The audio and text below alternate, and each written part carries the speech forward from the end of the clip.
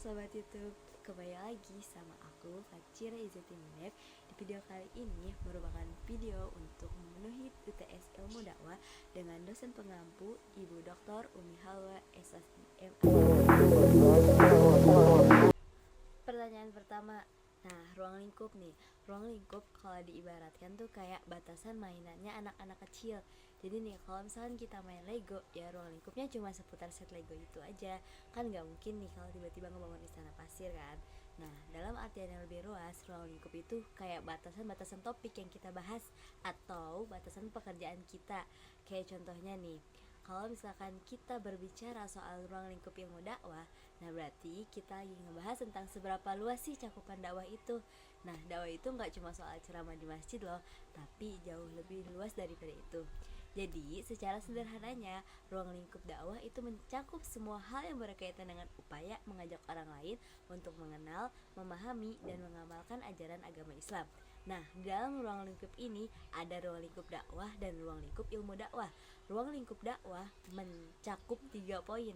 Yang pertama ada at-tauji, yang mana at-tauji itu memberikan tuntunan dan pedoman serta jalan hidup yang harus dijalani oleh manusia. Yang kedua ada at-taghayyur. At-taghayyur itu apa? Mengubah atau memperbaiki keadaan seseorang yang didasarkan pada nilai-nilai Islam. Yang ketiga itu ada aroja, yaitu memberikan pengharapan akan sesuatu nilai agama yang disampaikan. Jadi dakwah itu harus mampu menunjukkan nilai apa yang terkandung di dalam suatu perintah agama, sehingga bisa dirasakan sebagai kebutuhan pokok dalam kehidupan masyarakat. Nah, yang kedua, ruang lingkup ilmu dakwah. Ruang lingkup ilmu dakwah ada objek formal dan ada objek material. Selanjutnya, objek material ilmu dakwah. Nah, objek material ilmu dakwah itu ajaran pokok agama Islam kayak Al-Quran, As-Sunnah, hadis, dan lainnya. Nah, serta memanifestinya dalam semua aspek kehidupan umat Islam kayak manusia, Islam, dan Allah, dan lingkungan itu termasuk dunia sama alam kan. Nah, selanjutnya itu objek formal. Nah, objek formal itu sudut pandang yang dikaji dalam ilmu dakwah. Seperti BKI itu ada irsyad, KPI ada tablik, MD ada tadbir, PMI tatwir, Humas itu ada al-aqad a'amah. Jadi di dalam ilmu formal, objek formal ini, ilmu dakwah itu mencoba melihat interaksi manusia yang menjadi subjek da'inya dan objek mad'unya dalam proses dakwah itu sendiri. Nah, untuk dai secara umum dan secara khusus, secara umum nih, secara gampangnya, dai itu kayak influencer agama, dimana tugasnya itu mengajak lebih baik dan lebih dekat sama Tuhan. Nah, hidupnya juga sesuai ajaran agama. Kalau biasanya influencer itu ngajarin soal make up, nah dai ini ngajarin soal hidup yang benar dan berkah.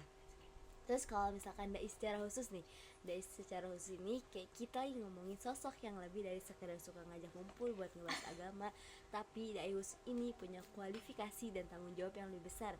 Karena dai khusus ini biasanya punya pendidikan formal yang lebih khusus dan seperti ustazah atau kayak ulama-ulama lain. Nah, intinya nih, dai khusus ini itu tuh sosok yang memiliki peran sangat strategis dalam perkembangan agama. Mereka tuh tidak hanya menyampaikan pesan agama, tapi juga ikut berperan aktif dalam membangun masyarakat yang lebih baik. Manhaj ini itu tuh ada dalam di ilmu dakwah. Yang pertama itu ada manhaj istinbat.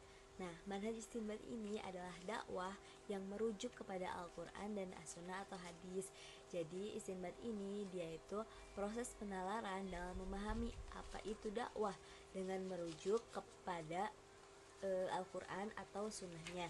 Jadi produk dari si istinbat ini adalah adanya teori-teori. Nah, contohnya itu kayak menentukan hukum. Jadi gimana seorang dai itu bisa menentukan hukum dengan cara istinbat. Jadi mencari hukum-hukum dalam Al-Quran dan hadisnya. Yang kedua adalah manhaj iktibas, di mana manhaj ini adalah melakukan dakwah dengan meminjam atau meminta bantuan dari ilmu-ilmu sosial. Jadi dalam manhaj ini tuh berdakwahnya dengan menggunakan ilmu-ilmu sosial. Kayak contohnya kita berkomunikasi dan dengan media sosial. Nah, itu adalah salah satu contoh dakwah melalui ilmu-ilmu sosial, kayak bisa kita berkomunikasi lewat media sosial gitu kan. Nah, terus yang terakhir ada manhaj istiqro. Manhaj istiqro ini adalah dakwah dengan penelitian, baik dengan referensi ataupun kita melakukan actionnya sendiri ke lapangan. Dimana istiqro ini adalah proses penalaran tentang apa itu dakwah dalam Islam dalam tataran empirik melalui kegiatan penelitian. Nah, jadi kayak contohnya itu seorang dai tahu hambatan dalam dakwah. Nah, maka dai ini selalu belajar dan berproses untuk memperbaiki hambatan-hambatan yang ada di dalam dakwah. Ya, ada ragam kegiatan dakwah. Ragam kegiatan dakwah itu ada dua, ada dakwah bil hal dan dakwah bil lisan. Nah, dakwah bil lisan itu adalah dakwah asanul qaul. Yang pertama itu kayak KPI atau tablik, di mana tablik adalah menyampaikan. Jadi bentuk dakwah yang dilakukan adalah menyebarkan ajaran Islam melalui media. Nah, yang kedua adalah BKI atau irsyad. Nah, dalam bahasa Arab irsyad itu kan artinya bimbingan ya. Nah, sedangkan BKI itu adalah konseling. Jadi kayak petunjuk gitu kan irsyad itu. Jadi BKI dan irsyad itu tuh caranya menyampaikan ajaran Islam melalui kegiatan kayak penyuluhan, bimbingan, psikoterapi atau dari individu kelompok kecil gitu. Nah, habis itu yang ketiga tuh ada humas. Nah, gimana cara dia bisa mengajak dan meyakinkan audiens. Nah, itu tuh tugasnya humas. Nah, selanjutnya dakwah bil hal atau dakwah bil ahsanil amal. Nah, di sini tuh adanya manajemen dakwah atau tadbir. Nah, di mana tadbir adalah pengelolaan atau manajemen. Jadi, dakwah dalam konteks ini adalah dakwah ajaran Islam melalui kebijakan-kebijakan publik atau pemerintahan. Selanjutnya ada tatwir atau tankim atau PMI. Nah, itu tuh dakwah melalui gerakan aksi amal seperti pemberdayaan sumber manusia gitu. Nah, selanjutnya MHU. Nah, dalam konteks ini dakwah itu melalui riset. Jadi dari MHU ini dia tuh dakwah melalui riset tentang haji dan umroh. Nah, kalau bahasan ini itu tuh ada 7 poin yang akan dibahas. Yang pertama itu adalah dakwah nafsiyah, di mana dakwah nafsiyah adalah dakwah kita kepada diri kita sendiri atau dakwah kepada diri sendiri. Nah, jadi diri kita sendiri juga tuh perlu didakwahi gitu ya. Nah, selanjutnya ada dakwah fardiyah. Dakwah fardiyah ini adalah merupakan dakwah kewajiban, dakwah fardu, dakwah individu yang seperti dakwah kita kepada teman kayak mengingatkan, terus intinya dakwah kepada sedikit kayak kepada teman gitu. Terus yang ketiga itu ada dakwah fi aqalillah. Dakwah fi aqalillah ini itu tuh dakwah kepada kelompok yang sedikit kayak 3 orang atau 10 orang gitu. Nah, habis itu ada dakwah fi'ah katsiro. Nah, fi'ah katsiro ini lebih banyak dari fi'ah qalillah. Kalau misalkan fi'ah qalillah 10 orang, berarti fi'ah katsiro ini ke kelompok yang banyak kan. Jadi kayak 20 orang gitu dakwahnya. Secara mado'nya si pendengarnya itu banyak. Nah, habis itu dakwah hizbiyah. Dakwah hizbiyah ini lebih banyak lagi kayak pada kelompok atau organisasi Islam lainnya. Nah, itu dakwah hizbiyah namanya. Habis itu dakwah ummah. Nah, dakwah ummah ini tuh dakwah secara umum. Jadi madunya itu umum, bebas, siapa aja, banyak seluruhnya. Nah, selanjutnya yang terakhir adalah dakwah syu'ubiyah qobaliyah, di mana dakwah ini adalah dakwah antara suku dan bangsa. Mengapa manusia perlu berdakwah? Karena dalam bahasa Arab, dakwah adalah da'ayatu yang artinya menyeru kepada kebaikan. Sedangkan menurut perspektif teologis, yang pertama dakwah merupakan perintah ilahi, gimana dalam berbagai agama ajakan untuk menyebarkan kebaikan dalam dan ajar agama itu merupakan perintah langsung dari Tuhan sebagai bentuk ibadah. Jadi dengan berdakwah kita juga bisa sekalian beribadah. Nah, habis itu yang kedua untuk tanggung jawab moral, gimana kita sebagai manusia adalah hamba di bumi ini yang memiliki tanggung jawab dan moral untuk membimbing sesama menuju jalan yang benar dan mencegah kemungkaran. Intinya tanggung jawab untuk saling mengingatkan satu sama lain.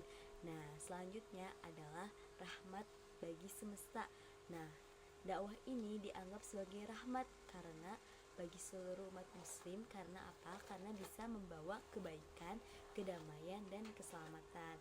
Dengan adanya dakwah ini tuh kita bisa lebih damai, lebih tentram gitu kan.